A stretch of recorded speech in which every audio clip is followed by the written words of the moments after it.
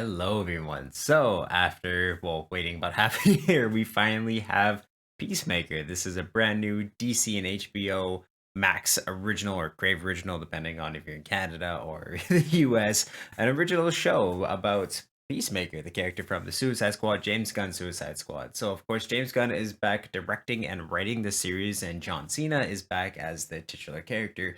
Peacemaker. And of course, this takes place after the events of the Suicide Squad. So I do highly recommend watching that movie first if you haven't already, because it's absolutely awesome and bonkers and amazing. But yeah, the first three episodes all aired today. This series is going to be 8 episodes long, but I'm going to do a review, kind of my initial thoughts after watching the first three episodes. Episode one and two are about 45 minutes long, and then episode three is just a little under 40 minutes long. So we still get quite a bit of content in these episodes, and it seems kind of like as the show progresses, they're all going to be around like the 45 minute mark. So without further ado, let me get into some review for the first three episodes of Peacemaker.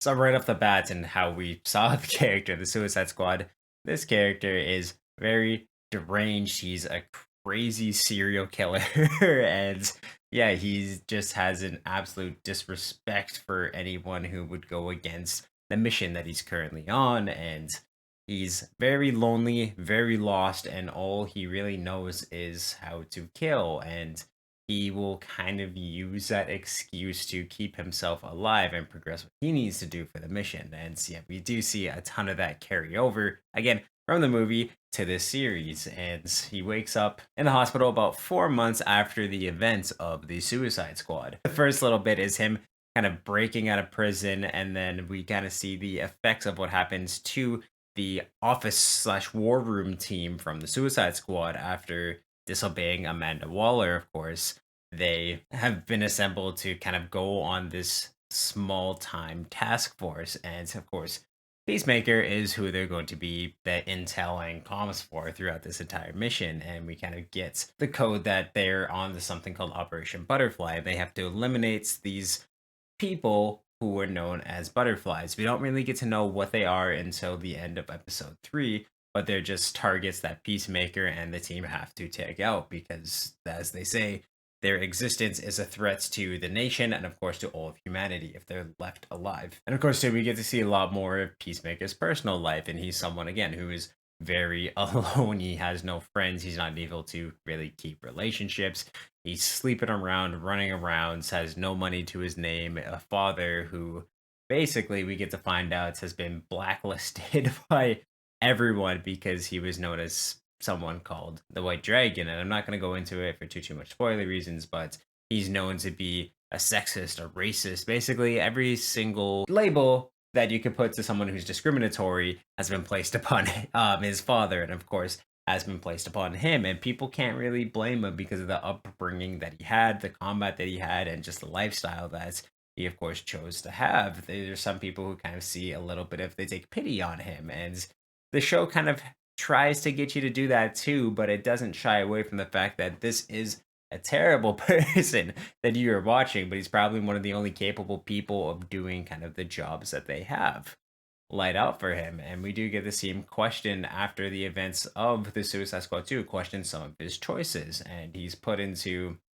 a situation where he has to really see if he is the superhero that he claims himself to be, or if he's just the hired killer that everyone knows him to be, and everyone in the government or that kind of works with him wants him to be, that he used to be, but does he want to be that anymore? He has a super fan who's vigilante in this show, and he's absolutely hilarious in the times that we get to see him. He definitely kind of brings out a really good side of Peacemaker, one that's hilarious, and two, at the same time, Peacemaker sees a lot of himself in Vigilante in a way that he's kind of scared of, where it's like this dude is just a merciless sociopath killer that he does not want to be anymore. He sees a lot of that in Vigilante, and of course, you can kind of see that there might be a bit of a favoritism kind of happening where Vigilante might turn into Waller's kind of new task force member. Like he might overtake Peacemaker's role in this situation. And I mean, we're gonna have to see how this plays out. But I really like one, the friendship that they have, and then two, kind of this role that they're building to where there might kind of be a power struggle between the two of them to stay on mission because they're both very capable, but it's just vigilantes way more capable of killing. And they definitely give him quite a bit of a rap sheet that they get into, just kind of talking about his backstory a little bit. And he's killed a lot of people. Music choices in this is absolutely awesome too. You get a kind of a good mix, but mostly rock that they put into it, and it's just really, really fun and everything. I think all the soundtracks, as they did in Suicide Squad, fit really, really well into the character and into the moments that they play him in. And the action sequences are all the more fun for it, and they're beautifully filmed, of course, as they were in the Suicide Squad.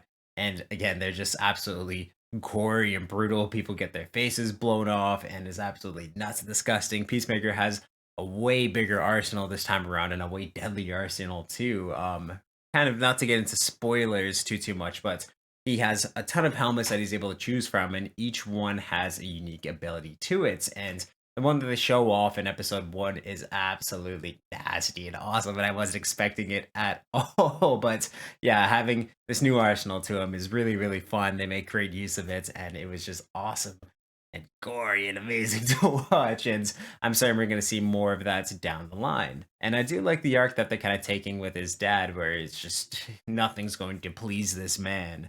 But kind of, again, not to be too spoilery, but in episode two at the end, they kind of dissect a little bit of where they're going to take his character, and I'm really interested to see how these play out. But we get most of his story in a little bit in episode one, but a lot of it in episode two, and I'm very, very excited to see how all that plays out as well. But yeah, this show is absolutely gory. There is a lot of very like raunchy jokes. Not saying that they really joke about race, they more joke about racism, but no one's really safe from criticism in this show. It's absolutely bonkers and kind of like, I want to say almost similar to The Boys in this type of humor where everyone's probably going to hear something that offends them in a way or just kind of pushes kind of your comfort levels. And a lot of it can be hilarious. A lot of it is like completely over the top, but that's exactly how these characters are. That's how Peacemaker is. That's how Vigilante is.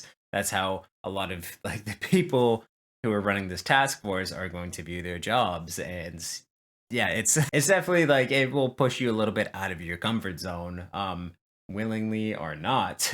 But yeah, if you're not into those kind of jokes or humor, and of course too there is a lot of sex that they've shown in these first three episodes too, so if you're not into that, just a fair warning, there is a ton of it in this show so far. And of course, too, just kind of going into how James Gunn is amazing with his animated characters. Eagly is amazing and awesome from what we've seen so far. I love all the shots that they have with him. He's goofy, he's hilarious. I love him giving like the hugs to Peacemaker and all that. And yeah, this show is just over the top overload, but in kind of the best way possible. And I'm really enjoying my time with it. And I can't wait for the next 5 episodes to come out. Those are going to come out weekly. And yeah, just kind of to see how it all unfolds should be pretty awesome. There is calls to the DCEU where they talk about kind of characters from the Snyderverse and also two characters that aren't from the Snyder movies. So kind of interesting to see kind of how they're going to do this timeline or how it might get reset during like kind of what happens in Flash. I mean, we won't really know until all that plays through. But yeah, there's kind of subtle little callbacks to these characters, other DC characters that they make that I'm certain are just like they mostly just use them as jokes in this show, and that's I'm pretty certain that's kind of going to stay. But they name drop characters like Bloodsport, Ratcatcher 2, Weasel, like a lot of the Suicide Squad characters. They bring a lot of callbacks to, of course, that movie in these first three episodes, and I'm certain some of that will come into play too. But I'm excited to see what characters they can bring in, more callbacks they could do, and just the story so far has been really, really fun, and it kind of really opened up at the end of episode three.